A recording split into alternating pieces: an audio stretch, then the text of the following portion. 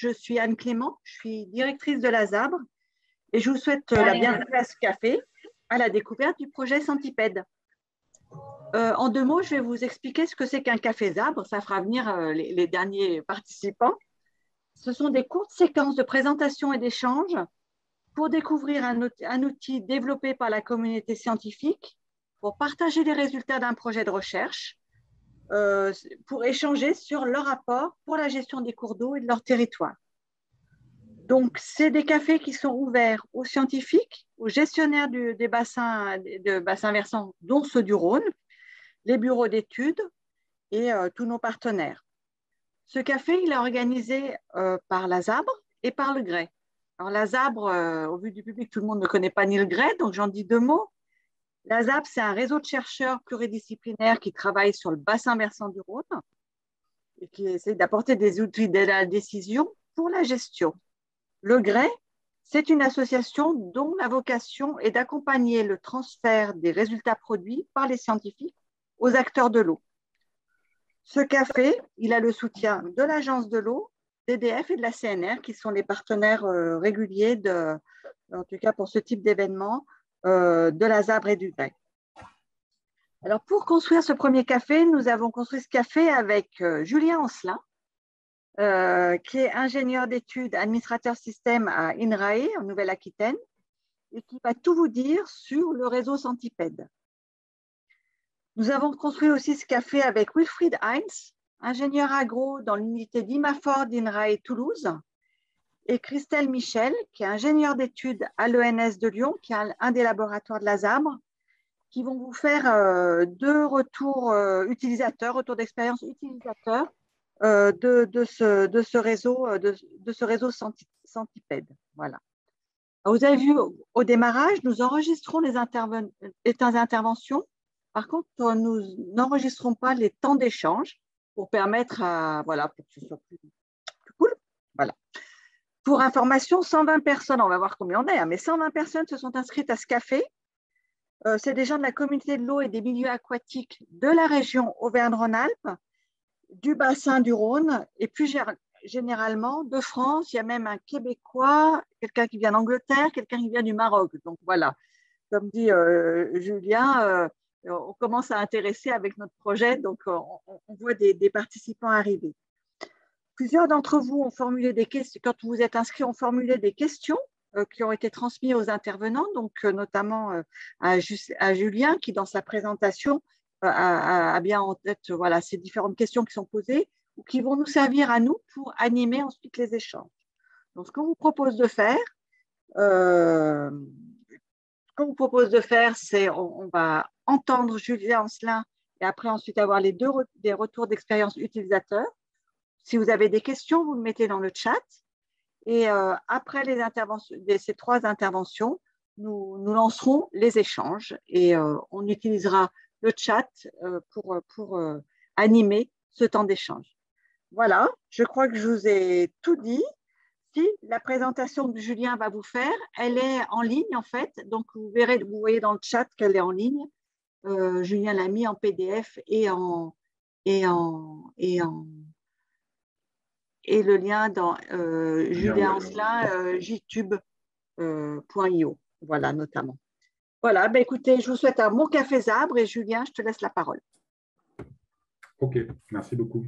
Je vais partager mon écran. Donc, bonjour à tous, merci d'être là pour participer au Café ZABRE. Donc, je me présente Julien Ancelin, je suis administrateur au système d'information géographique à l'INRAE. Je suis basé du côté de Rochefort sur une unité qui est à Saint-Laurent-de-la-Prée. Et je suis également agent invité au LIANS, donc Université de La Rochelle et CNRS, sur toutes les questions autour de l'eau, de la qualité et de l'océan. Et ben, j'en parlerai un petit peu plus tard aussi. Je suis le fondateur de Centipède RTK. Pourquoi ce réseau? Je conçois depuis de nombreuses années des systèmes d'information géographique pour faire de la collecte de données environnementales pour l'INRA, pour des chercheurs et des techniciens de l'INRA, afin de pouvoir avoir un suivi de la biodiversité et une traçabilité géographique des interventions agricoles. Nous sommes une petite unité, donc c'est vrai qu'on n'a jamais trop goûté au RTK, le Real Time Kinématique, donc, qui permet d'avoir une précision centimétrique. Tout simplement, c'est que c'est une technologie qui semble coûter cher, qui demande de la compétence, qui demande aussi des abonnements. Donc deux acteurs historiques sont Teria et Orphéon, voilà, sur le territoire.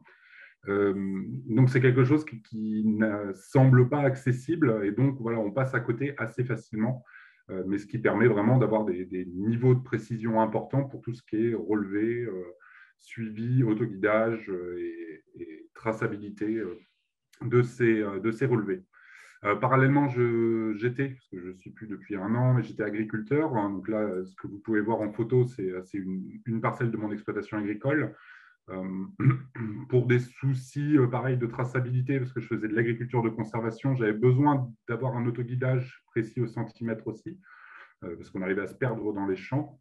Et voilà, c'est quelque chose qui est très onéreux, très compliqué, et, enfin, voilà, et surtout très onéreux pour un agriculteur de pouvoir s'équiper comme ça. Moi, j'avais une toute petite exploitation, et voilà, l'enjeu, c'était de se dire comment je peux arriver à être autonome d'un point de vue de mon autoguidage, de pouvoir travailler sans aucun souci, et même si ça tombe en panne chez moi, que je puisse continuer de travailler en autonomie. Les utilisations des GPS, donc je pense que si vous êtes de toute façon ici, c'est que vous utilisez déjà ce type de technologie. On l'a tous maintenant dans notre smartphone pour toute chose, voilà, toutes les applications cartographiques, savoir où on est, savoir guider sa voiture. Donc c'est quelque chose qu'on a simplement dans sa poche, qu'on utilise simplement et qui s'est démocratisé beaucoup. On verra après les niveaux de précision justement d'un smartphone et des récepteurs que je propose. C'est vrai que voilà, on a des gros problèmes après en précision de localisation avec de simples outils. Mais il faut savoir que c'est une technologie voilà, qui est utilisée en agriculture, qui peut être utilisée en élevage pour du tracking de bovins, pour les drones volants, pour tout ce qui est prise de photos et géoréférencement de photos. Un des gros points, c'est l'arpentage, donc être capable d'utiliser du matériel d'arpentage et de pouvoir faire des suivis, des géolocalisations précises de ces données. Et une partie eau, donc qui peut être océan, fleuve, voilà, je ne fais pas de distinction, mais qui permet voilà, de faire des suivis de niveau d'eau et voilà, de la traçabilité en mer aussi avec de très haute précision. Donc, je vous donnerai un exemple en fin de présentation là-dessus. Qu'est-ce que c'est que la géolocalisation et plus précisément le RTK? Donc, on va remonter déjà à la base. Donc, le système GNSS, on appelle souvent ces appareils des GPS, c'est assez restrictif parce qu'en fait, GPS, c'est juste une des constellations satellitaires qui appartiennent aux Américains. Et le GNSS, c'est beaucoup plus global, c'est-à-dire que dans GNSS, on entend les GPS, on entend aussi GLONASS, qui sont des satellites russes, on entend Beidou, qui sont les satellites chinois, et bien sûr Galileo, le système européen. Donc, c'est toutes ces constellations qui représentent, par exemple, aujourd'hui, on a 42 satellites au-dessus de notre tête. Je parle dans l'espace visible, c'est-à-dire dans le ciel que vous voyez. Bien sûr, il y en a encore plus autour de la Terre, mais on en a environ 30 à 40 tous les jours au-dessus de la tête qui nous donnent des informations. C'est le petit satellite que vous voyez par exemple en haut à droite. Donc, c'est des satellites qui bougent, ils ne sont pas toujours visibles, donc c'est à prendre en compte aussi.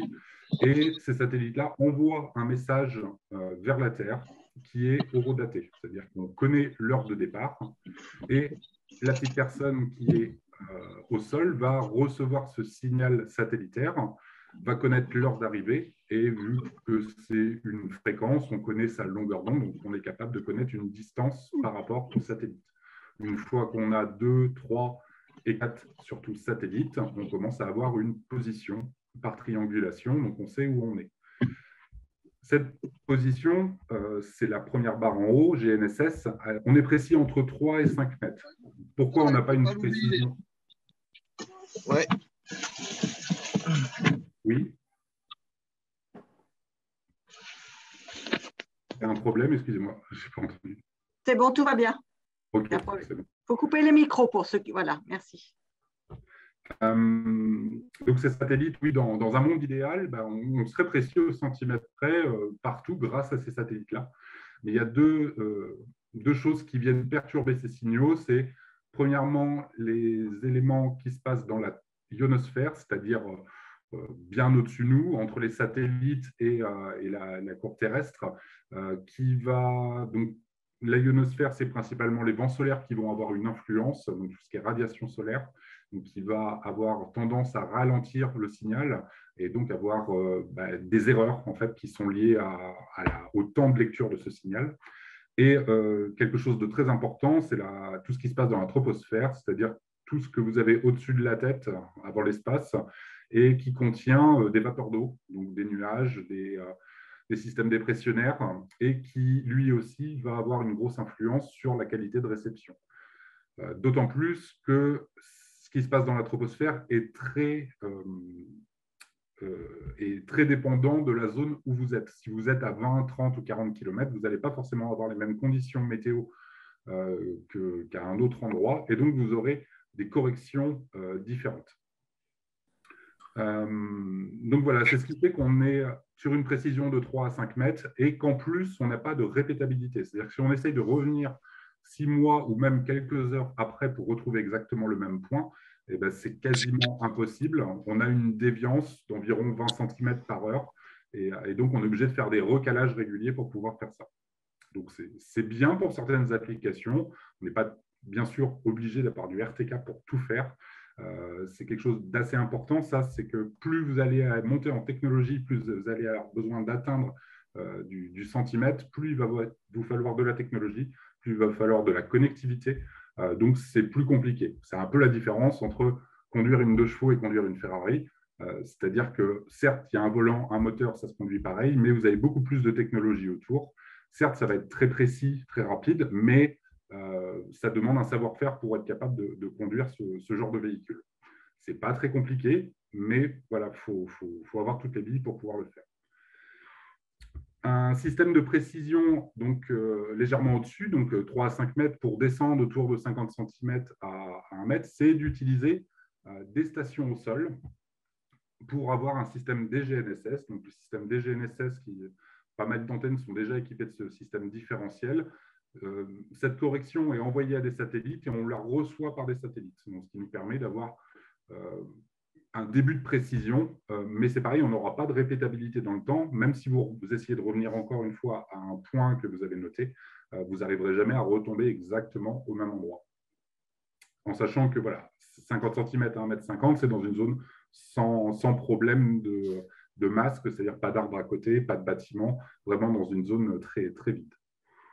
Pour le RTK, donc si on veut descendre en dessous, il va falloir justement contrer tous ces problèmes de ionosphère et de troposphère, donc toute la variabilité qui est au-dessus de notre tête entre nous et les satellites.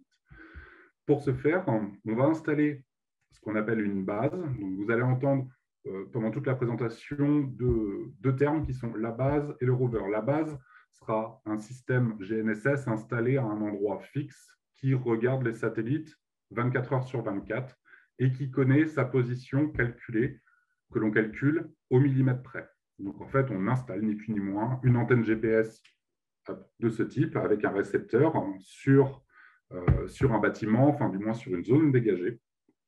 On va calculer sa position, on en parlera après, précisément au millimètre près. Et ce récepteur GNSS va regarder ce qu'envoient les satellites et faire la comparaison par rapport à sa position calculée, ce qui va nous créer une trame différentielle qui va servir pour les rovers. Donc les rovers, c'est tout ce qui va être sur le terrain pour faire des mesures. Ça peut être des drones, des humains, des bateaux. Voilà. Ce rover va recevoir cette correction-là par différents moyens et va pouvoir attribuer cette correction à chaque satellite qu'il reçoit. Dans ce cas-là, on va avoir un calcul qui va s'effectuer afin d'obtenir une position qui s'approchera du centimètre ou du moins qui sera largement en dessous le décimétrique. Comment on calcule cette position? On le verra un petit peu plus tard, mais voilà, on utilise en France le RGP, le réseau géodésique permanent, qui est un maillage d'antennes très précis, déjà présent en France, sur lequel, par exemple, se base le réseau Orphéon et Terrier. Quand on est dans une zone, ce qui peut se passer, c'est ce qui m'est arrivé moi au début en montant le réseau. Donc j'avais monté un réseau, mais quasiment que pour moi ou pour les chercheurs associés autour de ça. C'est que si on monte qu'une seule antenne, eh bien, on risque que cette antenne, cette base, tombe en panne pour diverses raisons, une panne de courant, une coupure Internet. Et dans ce cas-là, l'utilisateur, le rover sur le terrain, ne va plus avoir cette correction en temps réel et donc n'aura plus sa précision centimétrique.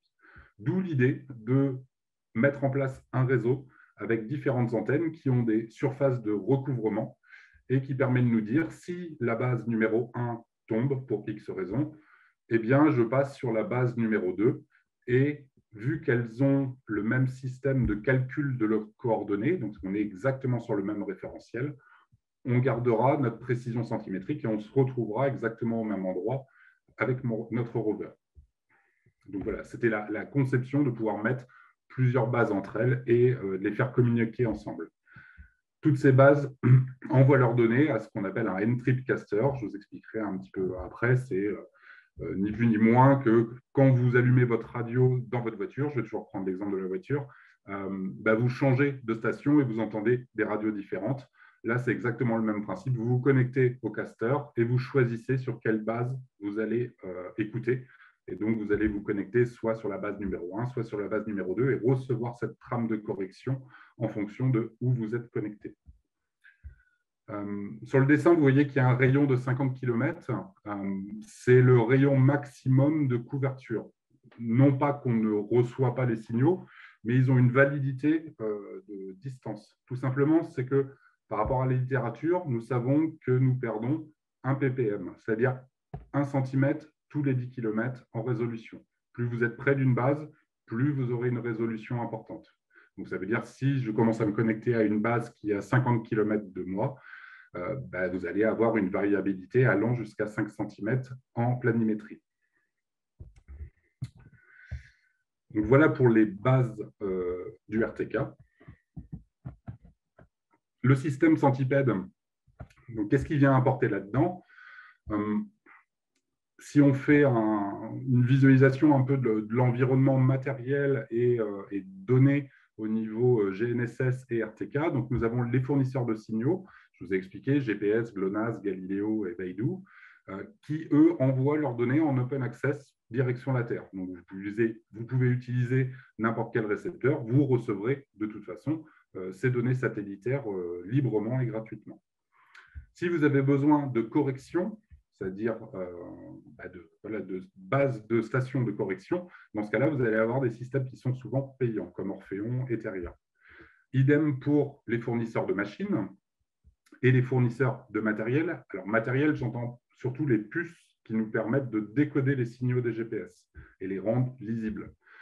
Ça, on a du mal à les fabriquer nous-mêmes, mais voilà, de plus en plus arrivent ce qu'on appelle des puces low cost, qui ont les mêmes niveaux de précision que les puces propriétaires, mais qui sont beaucoup moins chères. Donc, ce qu'on appelle une démocratisation des systèmes informatiques. Malgré tout, les fournisseurs des machines, que ce soit les tracteurs, les drones, les voitures, les systèmes d'arpentage, restent des solutions qui sont très onéreuses parce qu'elles embarquent toutes ces technologies plus ou moins low cost ou plus ou moins propriétaires. Et vous avez un système où vous allez dans un supermarché, vous achetez votre matériel et il fonctionne. Et vous ne cherchez pas forcément comment ça marche à l'intérieur. Mais vous allez payer le prix fort. Le prix fort, j'entends entre 5 et 15 000 euros le matériel. Alors que sur des solutions libres, on est plus près entre 300 et 800 euros le matériel. Et également, les gens sont confrontés aux fournisseurs de conseils, donc tout ce qui est documentation, aide à la personne, assistance, qui sont aussi des choses qui se facturent. Donc, si on fait le cumul de tout ça, c'est vrai qu'un utilisateur lambda aura peut-être du mal à utiliser du RTK parce que ça va représenter une manne financière qui est très importante au niveau investissement. Le projet Centipède RTK a pour but de fournir une correction de type RTCM3 pour du RTK en open access en se basant sur la mutualisation. C'est-à-dire que chacun va installer et investir dans une base qui va coûter entre 500 et 700 euros si on la monte soi-même ou si on l'achète déjà prémontée, va l'installer chez lui, va paramétrer, va la maintenir mais donnera librement son signal et en échange bénéficiera librement de l'ensemble des signaux de la communauté. Idem pour les fournisseurs de machines. Donc, on va se baser toujours sur les fournisseurs de matériel des puces, mais on va fabriquer des plans pour pouvoir assembler ces puces et pouvoir fabriquer son propre système de GNSS et son propre système de correction à l'intérieur. Pour le fournisseur de conseil, l'idée, c'était aussi de créer une documentation et d'avoir des réseaux sociaux avec des gens qui sont acteurs à leur niveau, que ce soit pour de la rédaction de documentation, de la traduction, de la mise en place de conseils, de la rédaction technique, de l'appui technique à des gens qui essayent de mettre en place ça. Donc, tout se base sur de l'open access, de l'open source hardware et de l'open source initiative. Si on revient à l'origine, donc une base, donc pour pouvoir avoir du RTK, il faut déjà des bases. Donc, il y a un réseau de bases, on le verra avec Centipede, mais comment c'est fait à l'intérieur, un peu plus techniquement. Donc, là, je vais perdre quelques personnes, mais ça intéressera sûrement d'autres. Donc, c'est un projet qui s'appelle RTK Base, qui a été développé par Stéphane Penaud, qui est un fort contributeur du réseau Centipede. Mais voilà, c'est un projet qui est encore à part, qui est en open source, disponible sur GitHub, et qui permet de fabriquer une base, c'est-à-dire on va avoir besoin d'une antenne GNSS, ni plus ni moins d'oreilles pour écouter les satellites, d'un récepteur GNSS qui va être capable de comprendre ce que les satellites ont dit et les retransformer en un langage informatique compréhensible. Un Raspberry Pi juste au-dessus, donc c'est cette petite chose-là, c'est un ordinateur, ni plus ni moins, c'est le même PC que vous avez en face de vous, sauf qu'on est sur des coûts qui sont bien moindres. On n'a pas besoin de beaucoup de puissance, voilà, mais c'est des cartes qui coûtent en théorie entre 35 et 40 euros, donc quand il n'y a pas de problème de pénurie de semi-conducteurs. Mais voilà, c'est des petits ordinateurs qui ne coûtent pas très cher. Et à l'intérieur, voilà, des logiciels, dont principalement RTK-Lib, qui permet justement de fabriquer un positionnement de base, des trames,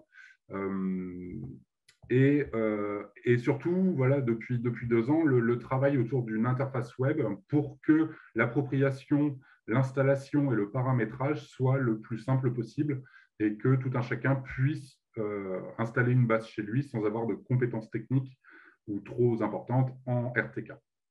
Au niveau connectivité, donc ces bases sont principalement reliées par fil Ethernet à Internet pour que votre base envoie les données directement au système central. Mais en même temps, ces bases sont faites pour être en autonomie. C'est-à-dire si par hasard Centipede avait un problème un jour, les propriétaires des bases auront toujours la possibilité de travailler avec leur base en se connectant directement dessus, voire en faisant des ponts radio, en sachant qu'on va très peu parler des ponts radio sur cette présentation-là, car la réglementation française est très stricte. Et vu qu'on a besoin d'envoyer des trames de données en continu, on n'a pas le droit de parler très fort. C'est-à-dire qu'on ne va pas émettre à plus de 1 km, 1,5 km. Donc c'est vrai que la radio en France va être de moins en moins utilisée et très peu utilisée de par les problèmes de réglementation de l'ARCEP. Mais voilà, en utilisant le réseau 4G ou le réseau Internet pour envoyer ces données, on a moyen de faire des miracles et c'est ce qui se passe en ce moment. Une fois qu'on a monté sa base, je vais rajouter un petit élément aussi à la base qui s'appelle un POE pour ceux qui auront envie d'installer une base. Pour installer une base, il va falloir qu'on trouve un lieu très dégagé. C'est-à-dire qu'il faut que notre antenne soit capable d'avoir le maximum de satellites visibles. Donc, pas de masque à côté, pas d'arbres, pas de bâtiments. Et surtout, un sol, un système, une structure le plus stable possible. On évite de mettre des antennes de réception sur un bâtiment métallique, par exemple, parce qu'on va avoir une déformation du métal liée à la température extérieure et donc des taux de dilatation en fonction de la taille du métal qui peut être de plusieurs centimètres par jour, en sachant que nous, quand on calcule une position d'une antenne, c'est au millimètre près, ou du moins à moins d'1 centimètre près. Donc, voilà, on a besoin vraiment d'avoir des structures les plus stables possibles. Mais rien qu'un bâtiment en pierre ou un socle de granit suffit largement. On n'a pas besoin forcément d'être en hauteur, hein. On a besoin surtout d'avoir une vue dégagée. Et ce qui est assez compliqué, voilà, c'est vraiment la diapo et la chose la plus dure à voir, c'est ce lieu, ce dégagement, une faible longueur de câble entre l'antenne et le boîtier où il y a tout à l'intérieur, afin d'éviter les pertes de data. Mais grâce justement à ce système PO qui permet de faire de l'alimentation et de la connexion Internet en même temps, là, on va pouvoir déporter ce boîtier directement au plus proche de l'antenne et avoir plusieurs dizaines ou centaines de mètres de câbles Ethernet pour alimenter la machine et avoir de la connectivité Internet. Voilà.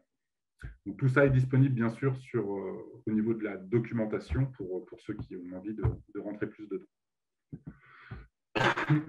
Excusez-moi. Une fois qu'on a installé tout ça, il va falloir calculer la position de sa base. Là, c'est pareil, on a automatisé, donc on a un système de log dans les bases qui log toute la journée. Une fois qu'on a un log de 24 heures complet, de minuit à minuit, on crée ce qu'on appelle un RINEX, c'est-à-dire un fichier qui est lisible, ni plus ni moins, de position des satellites. Ce fichier-là, on l'envoie à l'IGN, au réseau GNSS, au calcul GNSS réseau en ligne, qui va comparer ces mesures-là au réseau géodésique permanent, donc c'est-à-dire à toutes les antennes qui sont déjà présentes en France de l'IGN, afin de nous faire ce qu'on appelle un post-processing pour avoir une position, longitude, latitude et élévation, pour avoir ces coordonnées et avoir un niveau de précision de ces coordonnées. Ces coordonnées ensuite vont être rentrées dans la base et à partir de là, ça roule, la base est quasiment active et on peut l'utiliser pour faire du RTK. Donc, le début de l'aventure a commencé en 2017, mais l'installation des premières bases est arrivée en début 2019, en avril 2019, du côté du secteur de La Rochelle, donc c'est les antennes que j'ai montées. Le projet étant ouvert, j'ai pas mal communiqué dessus, donc ça a commencé à intéresser des gens. Voilà, chaque personne a investi dans une base, l'a montée, a suivi la documentation et s'est connecté au caster pour pouvoir donner librement ces bases-là. Donc, on peut voir aussi que ce n'est pas limité à la France, on peut en mettre aussi à l'étranger. L'idée aussi étant d'avoir plusieurs zones de couverture, c'est-à-dire plusieurs bases au même endroit pour éviter les pannes. Et le jeu aussi, c'est de combler un peu les zones blanches en fonction de ses besoins pour avoir un maillage le plus intéressant sur la France. Au niveau de l'évolution, on peut voir que voilà, on est grosso modo à 200-254 bases maintenant, donc c'est quelque chose qui continue, ça ne s'arrête pas, et avec l'étranger qui arrive. On a 60% des utilisateurs qui sont des agriculteurs, parce que c'est vrai que ce projet a été fait par un agriculteur aussi à l'origine, mais voilà, il y a un gros besoin au niveau autoguidage des machines agricoles et liberté du signal et autonomie pour le travail. Donc c'est vraiment un projet qui a été approprié par les agriculteurs et qui prennent plaisir justement à devenir autonomes sur leur système de correction grâce à Centipede. Centipede, comment c'est fait à l'intérieur? Alors, à gauche, vous avez le côté serveur. J'ai mis les grands points. Voilà, je ne rentre pas non plus dans le détail. Il faut savoir que toute l'infrastructure est containerisée, c'est-à-dire qu'elle est dans des boîtes qui sont déplaçables et lançables facilement. Donc, ça, c'est pour l'infrastructure générale. Tout est sur un système Linux, bien sûr. L'ensemble des données est centralisé dans une base de données Postgre et PostGIS. Le cœur du caster, c'est un BKG N-Trip caster qui permet voilà, de centraliser toutes les connexions. Vous avez un portail cartographique qui s'appelle centipede.fr, donc c'est un mix de QGIS et de LISMAP, donc voilà, des outils open source aussi qui permettent de visualiser l'état, la santé des bases en temps réel et d'avoir toutes les informations et les métadonnées dessus. Nous utilisons aussi Grafana qui permet de loguer et d'avoir une visualisation, par exemple, des déconnexions des bases et de la santé du réseau pour les administrateurs. Toute la documentation est disponible sur GitHub, elle est contributive, donc n'hésitez pas si vous avez des modifications à faire à venir contribuer, à la lire déjà et à venir contribuer aussi. Et d'un point de vue social, parce qu'on a besoin de parler tous ensemble, nous avons un réseau Centipede qui est sur Telegram, donc un fil de discussion qui permet de poser des questions, intervenir et bénéficier de l'aide de la communauté. Pour le moment, nous sommes environ 450 personnes sur ce réseau. Comment se connecter à un caster, au caster Centipede? Donc, on a les N-trip servers, c'est-à-dire toutes les bases qui sont disposées en France, qui sont reliées au N-trip caster Centipede, qui est dans un data center du côté de Toulouse, un data center enseignement recherche. Et un client, donc le N-trip client, c'est-à-dire l'utilisateur final, avec son récepteur, va se connecter en Internet mobile, donc ce que j'appelle la 2,5G, la 3G, 4G, 5G. On est sur des petites quantités de data, donc même de la 2G et demi suffit. On n'a pas besoin d'avoir une grosse connectivité.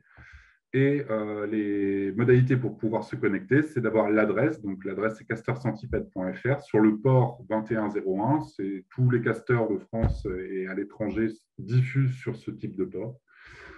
Choisir son point de montage en fonction de sa position sur centipede.fr. On est sur un système point à point, c'est-à-dire qu'on se connecte, le rover va se connecter à une base précise. Pas de logging, pas de mot de passe, et le format RTCM3. C'est les informations qui sont nécessaires pour pouvoir connecter un système propriétaire ou open source à Centipede. Donc, c'est du point à point. Donc, le problème, c'est que si un jour, il y a une base qui tombe, faut la changer à la main. Donc, il faut reparamétrer son récepteur et la modifier. On a construit cet hiver un outil qui s'appelle RTK base variable, qui est une surcouche qui est déployable, mais qui est déployable pour une personne propre. Voilà, ce n'est pas un service global pour un groupe de personnes. Tout simplement, c'est que le rover va envoyer sa position, l'endroit où il est, à ce service-là. Et ce service va aller chercher dans le caster la base la plus proche. Pareil, s'il y a une base qui tombe pour X raison, dans ce cas-là, ce système-là va changer automatiquement de base. Ça va juste avoir une coupure de 20 à 30 secondes, le temps de refaire un calcul de position propre. Mais voilà, ça permet d'automatiser tout ça. L'interface pour pouvoir paramétrer son outil est faite sur Telegram. Donc, c'est-à-dire qu'il faut avoir un compte Telegram et on discute grosso modo avec un robot qui nous permet de paramétrer son service en fonction de critères. Si on veut exclure des bases, si les distances de recherche, la maximum de distance quand on veut changer de base, enfin, voilà, voir la dernière position du rover.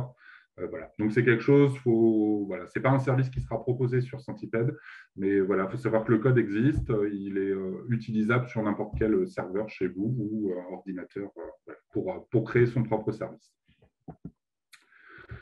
Au niveau matériel, je me dépêche un peu parce que c'est vrai que ça tourne. Donc, c'est le téléshopping sur cette diapo. Il faut savoir qu'on a commencé le projet avec des monofréquences. Je n'en parlerai pas beaucoup. Ça met beaucoup plus de temps à fixer. Certes, c'est moins cher, mais on a des qualités de réception qui sont moindres et surtout des décrochages beaucoup plus importants. Ce qu'on voit en ce moment, c'est donc l'arrivée des bifréquences. Deux possibilités, soit avoir des cartes de ce type-là qui contiennent les bonnes puces, voilà, avec une antenne derrière, et qui permet de fabriquer ses propres rovers. Sinon, pour les gens qui font directement juste de l'arpentage ou voilà, de l'intégration, il existe des systèmes pré-packagés pour entre 800 et 2500 euros qui permettent voilà, d'éviter le bricolage et d'avoir des choses déjà clés en main, mais malgré tout qui restent ouverts et qu'on peut hacker, c'est-à-dire qu'on peut modifier les paramètres pour vraiment l'adapter à son propre besoin. Pour pouvoir faire communiquer ce type de rover, on part sur le principe que le récepteur doit avoir une connexion à Internet. Donc, on utilise pas mal la connexion Bluetooth. Et en fait, c'est son smartphone que tout le monde a dans sa poche qui permet, lui, de récupérer la correction au caster Centipede et de faire de l'utilisation avec les logiciels. Il faut savoir que quand on fabrique un rover de ce type-là, on chante le GPS interne du téléphone et on dit à son téléphone que le GPS est l'antenne externe maintenant, ce qui permet d'utiliser n'importe quelle application qui utilise de la géolocalisation, mais on aura de la géolocalisation centimétrique. Donc, même si on ouvre un Google Maps, par exemple, on aura une précision centimétrique dessus. Mais bien sûr, il ne faut pas utiliser Google Maps, utiliser plutôt des outils libres comme Input, QField ou ODK Collect. Donc, pour le fabriquer, ça demande un tout petit peu de compétences, quelques fers à souder quand on a besoin de bien le finir. Sinon, il est complètement possible de le faire juste avec des cordons USB et juste du plug and play. Si vous vous sentez dépassé par ça, sachez qu'il y a des Fab Labs à côté de chez vous qui peuvent vous aider justement pour tout ce qui est impression, montage, soudure et fabrication de vos rovers. Tous les plans sont disponibles sur la documentation. Au niveau de l'utilisation, je vous l'ai dit tout à l'heure, les principaux utilisateurs pour le moment sont les agriculteurs, donc qui s'en servent pour leur autoguidage tracteur. Il y a un projet en parallèle qui s'est monté il y a quelques années qui s'appelle AG OpenGPS, qui est un système d'autoguidage libre. Autoguider un tracteur, il ne faut pas qu'un GPS. Un GPS nous dit juste où on est, au centimètre près, certes, mais on sait juste où on est. Derrière, pour pouvoir avoir un système d'autoguidage, il va falloir donc un système où on trace des lignes, il va falloir des capteurs pour savoir dans quel angle est la roue, comment tourner un volant, donc il va falloir des moteurs, il va falloir des capteurs d'inclinaison. Voilà, il y a un système assez complexe pour pouvoir le mettre en place. Mais pareil, c'est faisable et voilà, et quand ça casse, on a juste un composant à changer et pas l'ensemble. Au niveau arpentage, donc je vous l'expliquais tout à l'heure, on utilise des cannes, on va utiliser des logiciels qui sont sur les smartphones. Faut savoir qu'au niveau, donc ça c'est l'IUM qui a produit ces données-là, les écarts types en fonction de la distance d'une base, je vous en parlais tout à l'heure, donc on peut le voir, c'est le petit graphe en bas à droite. Donc plus vous vous écartez d'une base, plus vous allez avoir de variabilité. Mais voilà, on reste quand même sur des choses assez linéaires par rapport à la distance. Au niveau des drones, c'est pareil, il va nous falloir de la 4G. Donc, soit vous avez déjà des drones qui sont compatibles RTK. Donc, dans ce cas-là, vous vous connectez au caster et en avant, je dirais. Et si vous avez des drones qui ne sont pas RTK, il y a la possibilité, donc c'est les photos en bas à gauche, c'est un drone de la Chambre d'agriculture, qui lui a rajouté un module RTK en plus. C'est-à-dire que c'est l'appareil photo qui lui est RTK. Le drone ne l'est pas, mais les photos, elles, sont géolocalisées au centimètre près, ce qui permet de faire un énorme gain de temps pour de la photogrammétrie, par exemple. Au niveau haut, donc je pilote un projet qui s'appelle Physalia, qui est disponible aussi sur GitHub. Il y a une documentation qui est ni plus ni moins qu'un système GNSS couplé avec des clés 4G donc, pour avoir de la connectivité et des antennes externes qui nous permettent de capter même dans des zones où normalement on ne capte pas, donc avoir du gain justement et pouvoir travailler en longue distance. Donc là, on a comparé ces mesures-là à des données d'un marégraphe haute précision. Et voilà, on a une erreur quadratique moyenne comprise entre 1,93 et 3,3 cm, ce qui valide l'hypothèse qu'un GNSS RTK low cost peut servir pour un usage marégraphique. Donc, on peut mesurer de la houle, de la hauteur de mer et tout ce qui en découle. Donc, je suis en train d'adapter le système pour du suivi d'eau dans des marais. C'est utilisable en rivière aussi. Voilà, le projet est libre et voilà, je suis en plein développement en ce moment justement sur une version 2 de cette bouée. On va bientôt l'utiliser aussi sur un déploiement en juin. Au niveau cartographique, on peut utiliser donc, ces systèmes-là pour faire du log, on peut faire du post-traitement, on peut faire du RTK ou du temps réel. Par exemple, la photo en haut à gauche, c'était une cartographie OpenStreetMap qu'a réalisé Stéphane et qui a réussi à cartographier un rond-point qui était en construction avant d'avoir les photos satellites. Donc là, vous avez le résultat photos satellites et traces, mais voilà, lui a fait les traces avant et avait déjà mis à jour les cartes OpenStreetMap avant que les contributeurs aient le temps de réagir parce qu'il n'y avait pas encore les nouvelles photos satellites. Donc, ce rond-point n'existait pas. Déjà, vous arrivez, pareil, en voiture, d'arriver sur une route et que votre carte n'était pas à jour. Voilà, c'est une solution aussi pour pouvoir avoir des systèmes d'information à jour rapidement et avec de la haute précision. Plein d'autres utilisations. J'ai beaucoup joué avec un danseur en lui mettant une antenne RTK sur la tête pour pouvoir faire de la modélisation 3D de ses déplacements. J'en ai collé sur des vaches. On a en bas à gauche dessiné, donc c'était un projet à La Réunion.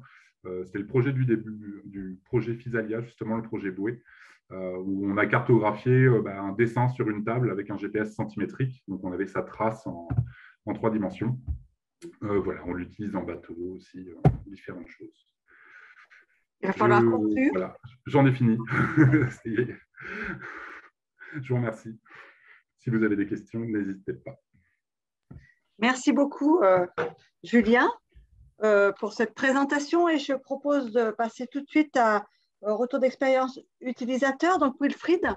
Tu as travaillé en Ouais. collaboration avec Julien? Oui, je vais vous partager mon écran. Tac. Est-ce que c'est bon? Ah, il faut juste que ça se relance, pardon. Si vous avez des questions, vous pouvez utiliser le chat. On les utilisera pour la suite des échanges.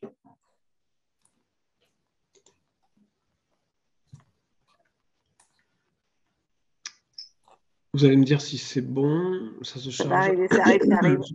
Je vais passer en plein écran, ce sera peut-être mieux. C'est bon. Et il faut mettre C'est en bon, plein hein? écran. Il faut mettre en plein écran. Ouais. J'attends qu'il me laisse la main dessus. Il n'a pas l'air de vouloir. Tac. Bon. Je ne sais pas pourquoi il ne me laisse pas le... Attends, déjà, si je ne l'ai pas déjà quelque part. Non. Ah. Je suis désolé. Pourtant, moi, j'ai une bonne connexion, a priori, mais en ce moment, le Nextcloud InRain nous joue de quelques petites tours. Je retente un coup, sinon. J'attends de voir ce qu'il fait. Voilà. Est-ce que c'est bon?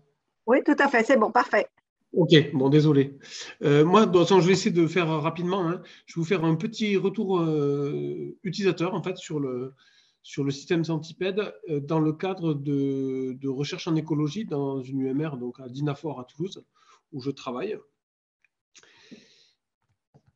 Donc, en fait, juste, alors, le contexte, c'est, en fait, Dinafor, ça fait maintenant donc 2003 que cette UMR existe. Et en fait, depuis le début, on utilise beaucoup de SIG. Donc, on a vraiment beaucoup de données à composantes spatiales. Et du coup, toutes les données d'observation qu'on fait sur le terrain, on a toujours eu donc besoin de se géolocaliser. Et donc, c'est vrai que depuis le départ, hein, donc depuis maintenant presque 30 ans, on utilise le GPS. Alors, vous voyez, hein, ça a beaucoup évolué. Hein. Mais donc voilà, les dernières années, on est plutôt, on en est un peu, on est venu à utiliser du Centipede. Et je vais vous montrer pourquoi, vous expliquer pourquoi on en est venu à utiliser les matériels développés par Julien. Donc ça c'était un rapide ce que je fais en général, un rapide retour sur le système GNSS, mais Julien en a déjà parlé. En gros, le seul truc qu'il faut retenir, nous, dans le cadre de notre utilisation, qui se fait beaucoup en forêt, et notamment en forêt de montagne. Donc, Julien le disait, la précision standard attendue sur les constellations qu'on utilise en général, c'est plus ou moins 5 mètres, avec un matériel standard, évidemment. Nous, on s'est aperçu, avec les tests qu'on a fait, qu'en forêt de montagne, on est plutôt à plus ou moins 30 mètres. Donc, ça veut dire que pour suivre un individu, donc un arbre, en forêt, donc plus ou moins dense, en contexte pentu de montagne, c'est quasiment impossible, avec du matériel standard, de pouvoir distinguer donc 2 arbres qui seraient distants de quelques mètres avec un matériel classique. Et donc, on avait donc besoin de beaucoup plus de précision. C'est pour ça que nous, on a été amenés à l'époque, donc en 2015, hein, à peu près, à tester matériel donc propriétaire, hein, parce qu'à l'époque, Julien n'avait pas encore commencé à bricoler du Centipede. Donc, on avait testé un Trimble GeoCetix. Donc là, vraiment, c'était assez subjectif. Le choix, c'est on avait un contact dans une entreprise qu'on connaissait et du coup, qui nous avait permis gracieusement d'utiliser son matériel. Donc, on a fait pas mal de tests. Donc, oui, alors là, je vous passerai les détails, mais en gros, ce qu'on a fait pas mal de retours à l'arbre, donc en conditions temps réel. Donc, là, on était vraiment dans l'utilisation du RTK. On essayait de revenir sur des arbres qu'on avait marqués au préalable avec plusieurs matériels, y compris donc un GeoCetix, qui à l'époque était un peu le nec plus ultra des GPS RTK propriétaires, enfin, plutôt commerciaux, on va dire. Et on a comparé ça donc avec le même, mais sans l'antenne déportée, et un appareil classique qu'on utilise toujours, nous, c'est du Garmin 64 ST, je crois, ou à l'époque c'était 62. Et donc, on a fait nos tests et on s'est aperçu effectivement que les 30 mètres, enfin, ou les plusieurs dizaines de mètres qu'on constatait avec notre appareil classique se convertissaient en 1 mètre, enfin, autour d'1 mètre, en gros, plus ou moins 1 mètre, avec un GeoCetix. Et donc, on s'est dit, on va casser la tirelire. Bon, Julien le disait, hein, à peu près, c'est toujours le cas, hein, on est aux alentours de 15 000 euros pour acquérir un tel matériel. Donc, nous, vu qu'on en a, enfin, ça nous apportait beaucoup, on a franchi le pas. Du coup, cet appareil-là, il répond bien aux attentes, hein, puisqu'on arrive donc en forêt de montagne à descendre sous le mètre de précision. Par contre, je l'ai déjà dit, 15 000 euros par appareil. Donc, pour une unité, une UMR, j'allais dire classique, entre guillemets, hein, nous, c'est juste, on pouvait s'en acheter un, mais on ne peut pas en acheter plusieurs. D'autant plus que l'abonnement, donc pour avoir le signal corrigé, même si nous, on s'est débrouillé, on a réussi à l'avoir dans le cadre enseignement-recherche gratuitement, mais officiellement, c'est 3 000 euros par an quand même. Qui plus est, c'est du matériel propriétaire et souvent qui embarque, et c'est le cas du Trimble, qui embarque du Windows, donc c'est vrai que c'est assez solide hein, comme matos, bien que là, tout récemment, juste pour l'anecdote, on a réussi à casser l'insertion du câble, donc en fait, on est très très embêté, parce que l'appareil est vieillissant, ce qui fait qu'il faudra en racheter un nouveau, donc juste impossible, et puis c'est difficile à maintenir, en fait, donc du coup, et le fait qu'on ne puisse en acheter qu'un, en fait, on est plusieurs équipes à partir sur le terrain, et en fait, on se bagarre pour avoir le GPS Trimble. Voilà. Mais ça, c'était avant que Julien commence à bricoler des antennes low cost. Et donc, j'ai connu Julien à cette époque, hein, 2015-2016, où il a commencé. Bon, là, je vous passe tout ce qu'il a pu montrer tout à l'heure. Hein. Donc là, c'était vraiment l'opportunité de passer sur la même chose, donc le même type de matériel, mais avec des coûts bien moins prohibitifs. Donc là, j'avais mis quelques petites diapos, mais Julien en a parlé. Donc, avec des financements qu'on a pu avoir via un collectif d'informaticiens, on a pu donc faire les formations pour aider à ce que n'importe qui puisse installer des antennes, hein, donc en 2019, en 2021. Donc là, vraiment, Julien a montré, le réseau est vraiment mature. Et donc là, on part vraiment sur une utilisation au quotidien. Hein. C'est ce qu'on a fait, nous, à Dynafort. Et donc, en 2 diapos, je vais vous montrer rapidement. Donc, on a pu mener un projet de recherche qui vise à spatialiser et expliquer la spatialisation des cavités sur des arbres en forêt. Donc, le projet s'appelle Bobliform. Et là, on a vraiment utilisé du matériel centipède pour faire la localisation de tout ça. On a aussi profité de ce projet-là pour coupler des formulaires de saisie de données sur le terrain, donc, notamment ODK, donc Open Data Kit, pour ceux qui connaissent, faire la liaison entre ce logiciel, hein, puisque c'est un logiciel, et la fourniture d'une géolocalisation centrimétrique via Centipede. Donc ça, on a pu le tester avec succès, et ça a très bien marché. Et on en a profité aussi, ce qu'on avait plus ou moins fait à l'époque, donc je vous dis en 2015, là, le comparatif entre du matériel RTK et du matériel non RTK, mais là, on a fait un peu la même chose, mais avec un protocole plus carré, j'allais dire statistiquement, parce qu'il se trouve que le collègue qui mène le projet Bobliform, lui, c'est un statisticien.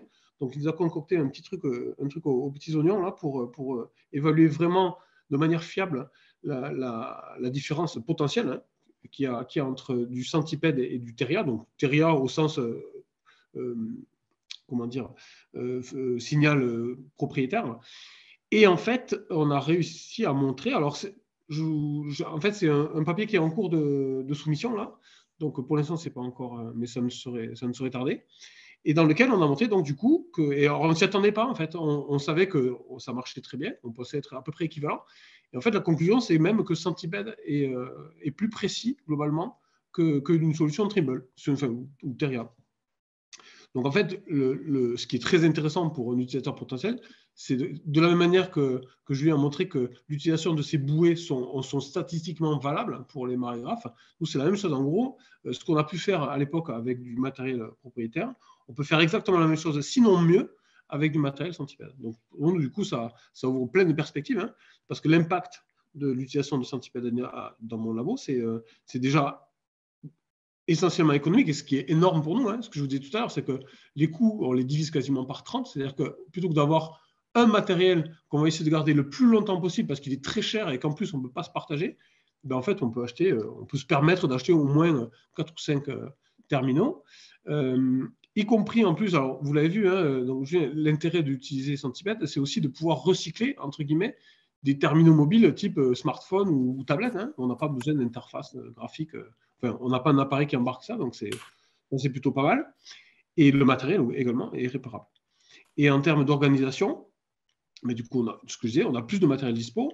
On démocratise le centimétrique aussi au labo parce qu'en fait, il y en a pas mal de collègues qui partaient sur le terrain qui disaient oh là là, le Trimble, ça a l'air compliqué à utiliser, il n'est pas forcément toujours dispo, donc ils partaient faire des relevés sans avoir un signal centimétrique.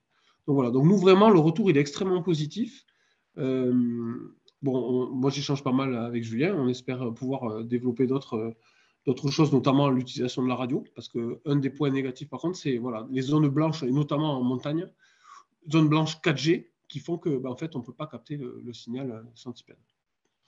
Voilà, j'arrête là pour pas trop prendre de temps. Merci beaucoup pour ton retour d'expérience et je cède la parole à Christelle. Oui, alors moi, je n'ai pas de dia parce que je suis partie comme étant une novice dans le projet Centipède. Et donc, l'idée, c'était de voir avec un Phantom 4 RTK qu'on a acquis il n'y a pas si longtemps au laboratoire, c'était de voir s'il était facile, en fait, de se connecter sur une base du projet Centipède. Donc, il faut savoir qu'en fait, pour le drone qu'on a utilisé, donc le Phantom 4 RTK, on a une radiocommande en fait qui a un dongle 3G, 4G et qui constitue entre guillemets le GSM interne dans la radiocommande et qui contient une carte data qu'on a acquis au niveau du CNRS. Donc les premiers prix, on n'est même pas allé chercher plus loin. Et en fait, pour connecter à une base du réseau Centipède, on a juste besoin en fait, de faire la configuration de liaison GSM dans le logiciel de la radiocommande. Un petit diagnostic pour valider que tout est fonctionnel. Et puis une fois que c'est fait, on a tout simplement à utiliser les informations nécessaires pour se connecter, que les informations que Julien a déjà données, c'est-à-dire le N-trip host, le port et puis le point de montage, donc le nom de la base en fait, sur laquelle on peut se connecter, qui est la plus proche du site sur lequel on est. Et en fait, en 2 minutes à peine, on avait configuré notre drone pour pouvoir faire des acquisitions avec donc un RTK fixe avec une base du projet Centipède. Voilà pour mon retour d'expérience qui est très succinct, mais pour montrer qu'en fait, en quelques clics sur une tablette, en fait, on arrive à se connecter assez facilement à un réseau, à une base du réseau Centipède. Merci beaucoup, Christelle, pour ce retour d'expérience pertinent qui montre que finalement, ça n'a pas l'air si compliqué que ça.